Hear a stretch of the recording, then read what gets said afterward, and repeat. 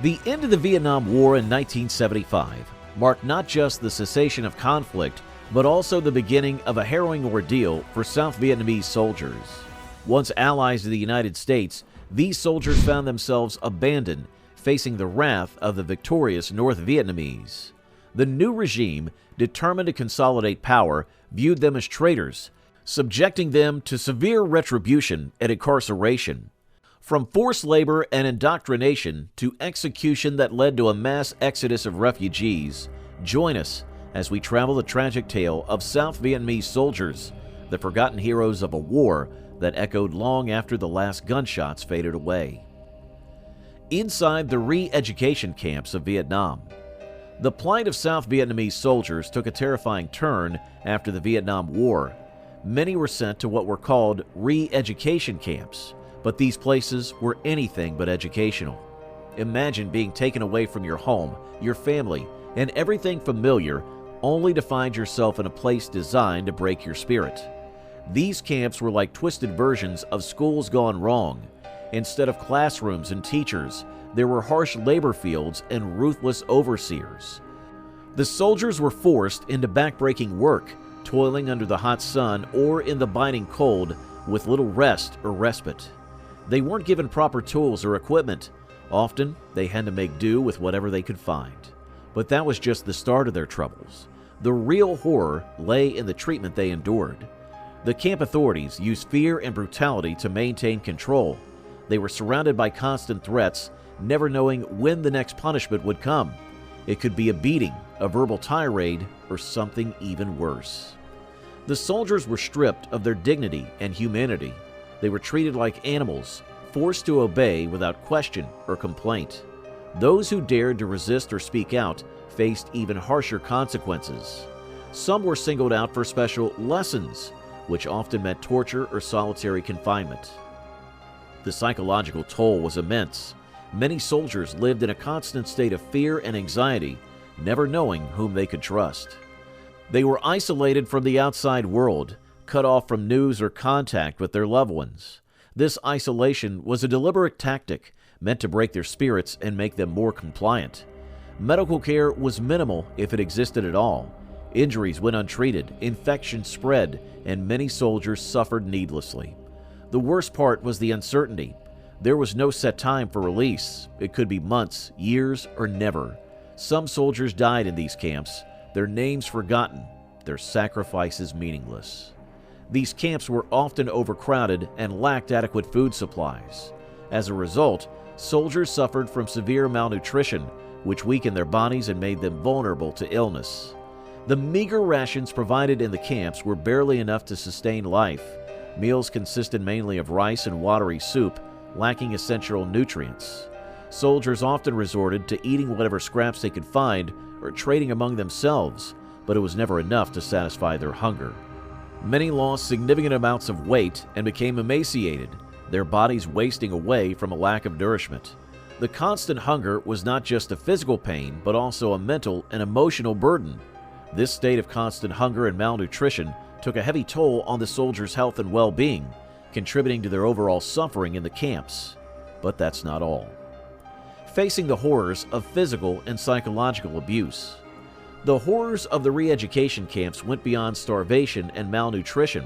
South Vietnamese soldiers were subjected to beatings, electric shocks, and other forms of torture designed to break their spirits and force compliance. They would be dragged from their cells and beaten mercilessly by guards, with no one to intervene or help. The physical abuse was not just about inflicting pain, but also about exerting power and instilling fear. Soldiers lived in constant fear of the next round of beatings or torture. This environment of violence and brutality created a climate of terror and hopelessness, where survival meant enduring unimaginable suffering every day. In addition to physical abuse, the camp authorities used psychological tactics to undermine the soldiers' sense of identity and self-worth. They were often forced to confess to crimes they didn't commit or denounce their former allegiances publicly. This forced them to betray their beliefs and principles, causing immense psychological distress and inner conflict. During the aftermath of the war, the fate of many South Vietnamese soldiers also took a chilling turn. In summary, executions. These executions were not carried out through legal processes or fair trials. Instead, they were swift, brutal, and often arbitrary. Picture being in a re-education camp, already grappling with harsh conditions and psychological torment. Then, you're being singled out for execution simply because you refuse to cooperate with the authorities or because your beliefs clashed with the new regime's ideology. It's a terrifying scenario that became all too real for many South Vietnamese soldiers. The fear of execution loomed over these soldiers like a dark cloud. Every decision, every word spoken carried the weight of life and death. The slightest misstep or disagreement could lead to a swift and merciless end. What's even more horrifying is the lack of recourse or justice in these situations. There were no legal protections and no avenues for appeal. Soldiers found themselves at the mercy of those who held power in the camps, with no way to defend themselves or plead their case. This climate of fear and arbitrary violence cast a long shadow over the post-war landscape for South Vietnamese soldiers. It wasn't just about physical survival, it was about navigating a world where trust was scarce and betrayal could be a matter of life or death. Families targeted in post-war Vietnam. As the post-war landscape remained fraught with fear and uncertainty for South Vietnamese soldiers, their families were not spared from the turmoil either. The shadows of fear cast by arbitrary violence extended beyond the soldiers themselves, reaching into the very homes and hearts of their loved ones. Authorities targeted many soldiers' families due to their connection with the South Vietnamese military. This led to heartbreaking scenarios where families were torn apart, sometimes forcibly separated, displaced from their homes, and subjected to additional hardships. The anguish of a mother separated from her children or a father unable to protect his family from persecution were real-life nightmares for many South Vietnamese soldiers and their loved ones. The fear of reprisal and the uncertainty of their future created immense stress and suffering, adding another layer of tragedy to an already devastating situation. Following the war, South Vietnamese soldiers were persecuted and discriminated based on their past military service and political affiliations. This discrimination wasn't just a one-time event, but a relentless struggle they had to endure for years. They were often treated as outcasts in their own communities, facing distrust, hostility, and exclusion. Just like trying to rebuild your life after the war, only to be met with suspicion and prejudice at every turn. Job opportunities were scarce, social interactions were strained, and even basic rights were sometimes denied. This ongoing persecution made it incredibly challenging for these soldiers to reintegrate into society and live normal lives. As these soldiers struggled to rebuild their lives amidst suspicion and prejudice, little did they know that their inner battles were far from over. The scars they carried weren't just visible wounds, but haunting memories that would shape their futures in ways they couldn't imagine. Post-traumatic stress disorder, PTSD, anxiety, and depression were all too common among these veterans. They lived with constant nightmares, flashbacks, and intense anxiety triggered by everyday sounds or sights. For many, the war never truly ended in their minds. The trauma affected every aspect of their lives, from their relationships to their ability to work and function in society. Seeking help for mental health issues was often stigmatized or unavailable, leaving these soldiers to suffer in silence. The lack of understanding and support further isolated them, exacerbating their mental anguish. Imagine coming back from a war, ready to rebuild your life, only to find that the doors of opportunity seem shut tight. For many South Vietnamese soldiers, this was their reality. Jobs were scarce, education was hard to come by, and the chance to improve their lives seemed like a distant dream. These soldiers, who had once bravely fought for their country, now struggled to find meaningful work. Without proper skills or education, they were often stuck in low-paying jobs that didn't reflect their abilities or experiences. This lack of opportunities not only affected their financial well-being, but also eroded their sense of purpose and self-worth. The transition from war to peace was anything but smooth for South Vietnamese soldiers. Some found themselves without a roof over their heads, facing the harsh reality of homelessness. Without support networks or government assistance, many veterans had nowhere to turn. They faced daily struggles to find food, shelter, and safety. The trauma of war was compounded by the constant uncertainty and instability of being homeless, leading to a deep sense of despair and hopelessness. The tragic toll of suicide among South Vietnamese veterans. Perhaps the most heartbreaking consequence of post-war life was the alarming rate of suicide among South Vietnamese veterans. The psychological scars of combat, combined with the hardships of civilian life, pushed many soldiers to the brink of despair. Without access to proper mental health support or counseling services, these veterans felt trapped in their pain. The stigma surrounding mental health issues made it even harder for them to seek help or talk about their struggles. As a result, many felt isolated and alone in their suffering, seeing no way out but to end their own lives. After the Vietnam War, numerous South Vietnamese soldiers suffered severe injuries from combat. They often struggled to receive adequate medical assistance for these injuries, which made their post-war lives even more challenging.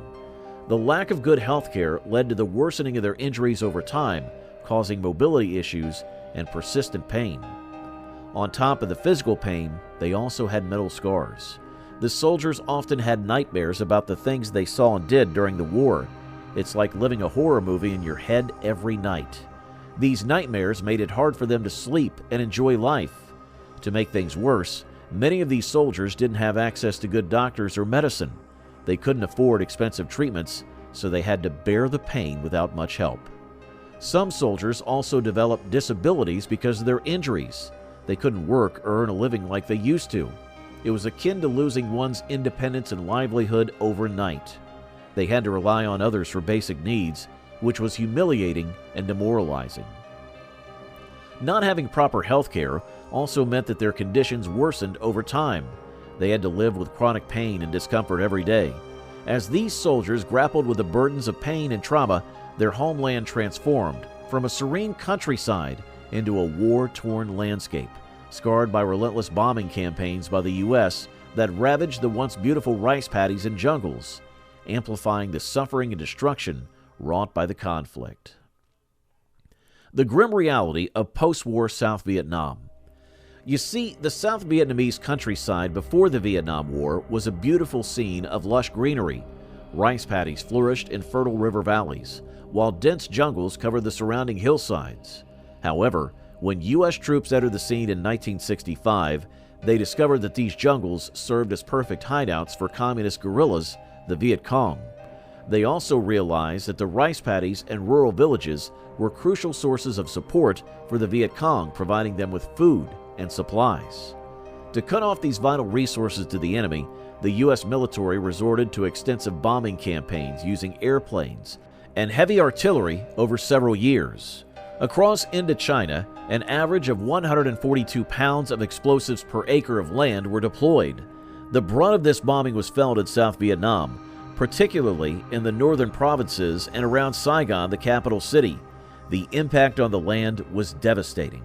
Dams and canals, essential for irrigation, were destroyed, and vast craters scarred the rice paddies and hillsides. By the war's end, an estimated 21 million bomb craters pockmarked South Vietnam, giving the landscape an otherworldly appearance akin to moon photographs, as described by researchers Arthur H. Westing and E.W. Pfeiffer. In addition to bombing, U.S. forces sprayed herbicides and defoliants, such as Agent Orange, over large swaths of South Vietnam. This chemical assault covered around 1/7 of the country's total land area, including prime croplands and forest. The consequences were severe, with an estimated 18 million gallons of herbicide containing toxic chemicals like dioxins being sprayed. Another 1,200 square miles of territory were bulldozed and stripped of all life.